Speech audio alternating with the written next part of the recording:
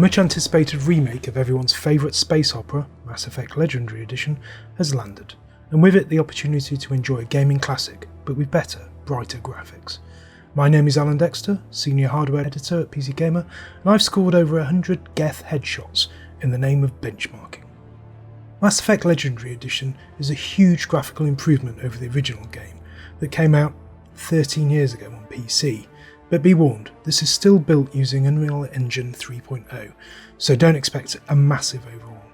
It looks better, absolutely no question there, but the character models are still relatively crude by modern standards.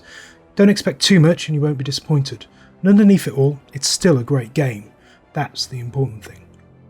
The good news is that it runs beautifully even on fairly modest hardware. Our budget rig, which lays claim to an MSI GTX 1650 Super Gaming X, manages to play the game at 4K at a reasonably smooth 55 frames a second. Tweak some of the game's graphical settings and you should be able to push this over 60 frames per second no problem.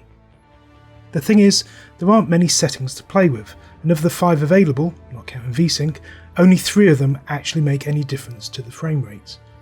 Dynamic shadows have the biggest impact on performance, with our mid-range build, which packs an MSI RTX 3060 Ti Ventus 2X, in tandem with an AMD Ryzen 5 5600X, seeing a 17% drop in performance with shadows on. These shadows do help Shepard and co feel a bit more anchored to the various worlds they explore though, and if you can leave dynamic shadows on, your eyes and brain will thank you. The same goes for Ambient Occlusion. The impact of this setting can be subtle, as it handles the softer lighting and shadows of objects, but turning it off can make things feel a little disjointed. You're only looking at a 7% performance hit as well, so leave it on, unless you're trying to get by on integrated graphics maybe. The last setting worth looking at is Antialiasing, which banishes the jaggies of the Mass Effect universe. The models and environments that Commander Shepard finds himself up against can be quite low poly still, so again, this is a setting you want to leave on if at all possible. It only accounts for a 6% performance hit anyway. If you do want smoother frame rates, then dropping the resolution is still your best bet.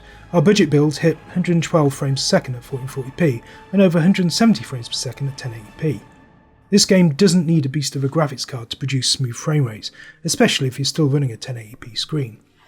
In case you're wondering, our high-end Dream Machine, which houses an MSI RTX 3080 Gaming X Trio and an AMD Ryzen 9 5900X, butts up against the game's frame rate limit of 240 frames per second at 1080p and 1440p. Even at 4K, you're looking at a faintly ridiculous 196 frames per second on average.